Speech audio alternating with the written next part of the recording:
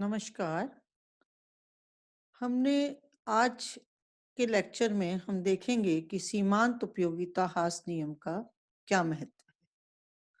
पिछले अपने लेक्चर में हमने देखा था कि सीमांत उपयोगिता ह्रास नियम एक विवाद का विषय रहा।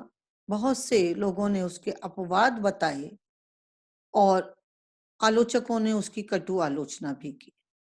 लेकिन इन सब के बावजूद हम इस तथ्य से मुंह नहीं मोड़ सकते कि सीमांत उपयोगिता ह्रास नियम अर्थशास्त्र का एक आधारभूत नियम है और ये सर्वव्यापक नियम है। किसी न किसी रूप में ये नियम हर क्षेत्र में, चाहे वो उत्पादन का क्षेत्र है, चाहे वो उपभोग का क्षेत्र है, लागू होता है। कहने का अभिप्राय ये है बच्चों कि सीमांत उपयोगिता ह्रास नियम किसी ना किसी रूप में हमको दिखाई देता है, यानी अंततः सीमांत उपयोगिता घटने की प्रवृत्ति आती है। सिंपल सा यदि हम मानव जीवन का भी उदाहरण ले लें तो शुरू में इन्फेंट बच्चा छोटा होता है, ग्रो करता है, 40 की एज के आसपास वो पीक पर पहुंचता है। उसके बाद एक डिमिनिशिंग रिटर्न वाली स्थिति बॉडी में शुरू हो जाती है। उपयोगिता के क्षेत्र में ये नियम हमें दिखाई देता है, उपभोग के क्षेत्र में भी दिखाई देता है। ऐसे कोई सा भी क्षेत्र नहीं है जहां पर हम इसकी उपादेयता को नकार सके। तो अर्थशास्त्र में हम अपने व्यवहारिक जीवन में इस नियम की महत्वपूर्ण भूमिका को अग्रांकित पॉइंट्स में बता सकते हैं। नंबर 1, उपयोग मूल्य तथा विनिमय मूल्य के अंतर को ये नियम स्पष्ट करता है कि दोनों के बीच में क्या अंतर है। दूसरा, सम सीमांत उपयोगिता नियम का आधार है, यानी आवश्यकताएं अनंत हैं और साधन सीमित हैं। प्रत्येक व्यक्ति का उद्देश्य इन सीमित साधनों से अपने संतुष्टि के स्तर को अधिकतम करना होता है।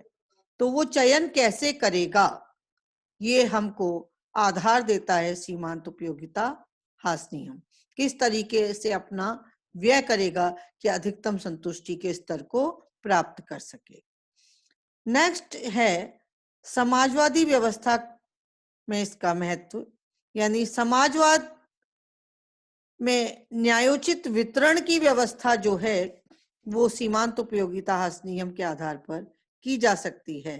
यानी धनी व्यक्तियों के पास से धन की अधिक मात्रा से सीमांत उपयोगिता कम तथा निर्धन व्यक्तियों के पास अधिक होगी, तो उनसे धन लेकर के गरीबों में उसका वितरण इसी आधार पर किया जाता है। नेक्स्ट, उपभोक्ता की बचत की धारणा भी उपयोगिता ह्रास नियम पर ही आधारित है। अर्थशास्त्र में जो उपभोक्ता की बचत की धारणा है जिसका हम आगे अध्ययन करेंगे वो भी इसी पर आधारित है।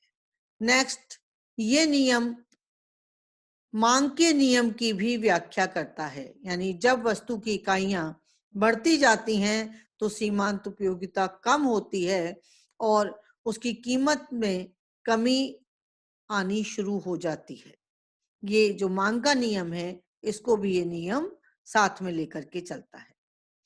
उत्पादन और उपभोग में वस्तु विभिन्नता इस नियम के कारण है, यानी आजकल इस नियम के कारण ही विभिन्न डिजाइनों, किस्मों, आकारों, वस्तुओं का निर्माण ही नहीं होता बल्कि उनमें समय समय पर परिवर्तन भी लाया जाता है, क्योंकि एक व्यक्ति के पास जब एक ही प्रकार की वस्तुएं होने लगती हैं तो सीमांत उपयोगिता जो कम होने लग जाती है तो उसकी डिमांड कम होने लगती है।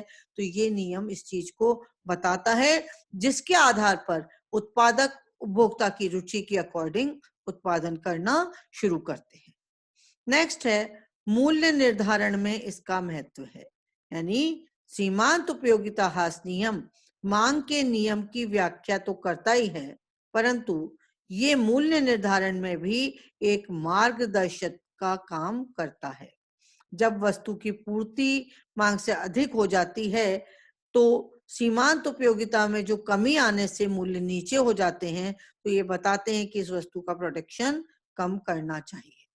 नेक्स्ट, आधुनिक कर प्रणाली का आधार है। नेक्स्ट, समाजवाद के लिए धन के पुनर्वितरण से अधिक कल्याण में इसकी उपयोगिता है। यानी हम ये कह सकते हैं कि सीमांत उपयोगिता हास नियम कोई बेकार का नियम नहीं है। ये नियम सैद्धांतिक और व्यवहारिक दृष्टि से इतनी आलोचनाएं होने के बावजूद अर्थशास्त्र में अपना स्थान बनाए हुए है। आने वाले समय में भी इसका महत्व कम नहीं होगा। वास्तव में सीमांत उपयोगिता हास नियम एक मनोवैज्ञानिक सत्य है और इस कारण इसका क्षेत्र बहुत अधिक व्यापक है और हम इसको चुनौती नहीं दे सकते। अर्थशास्त्र के विभिन्न सिद्धांतों का, विभिन्न नियमों का ये आधार है और रहेगा। जैसा कि कैरन क्रॉस ने इसकी प्रशंसा करते हुए बताया भी कि ये नियम केवल रोटी, मक्खन, रेल यात्रा, व्यक्ति के हैट आदि वस्तुओं पर ही लागू नहीं होता, बल्कि अर्थशास्त्रियों के व्याख्यानों, राजनीतिज्ञों के भाषणों तथा जासूसी कहानियों के अनेक संदिग्ध व्यक्तियों के संबंध में भी ये नियम समान रूप से लागू होता है। यानी किसी जो संतुष्टि का स्तर गिरता है, एक व्यक्ति का भाषण एक बार सुनने पर जो संतुष्टि मिलती है, दोबारा उस व्यक्ति का वो भाषण सुनने पर संतुष्टि हमें नहीं होगी और तिबारा उससे भी कम होगी। तो कुल मिलाकर कहने का अभिप्राय ये है कि सीमांत उपयोगिता हास नियम एक विश्वव्यापी नियम है, एक सर्वव्यापी नियम है और इसकी महत्ता को हम चुनौती नहीं दे सकते। इसकी महत्ता है और आने वाले समय में भी रहेगी। ये अर्थशास्त्र के नियमों का मार्ग प्रशस्त करता रहेगा। धन्यवाद।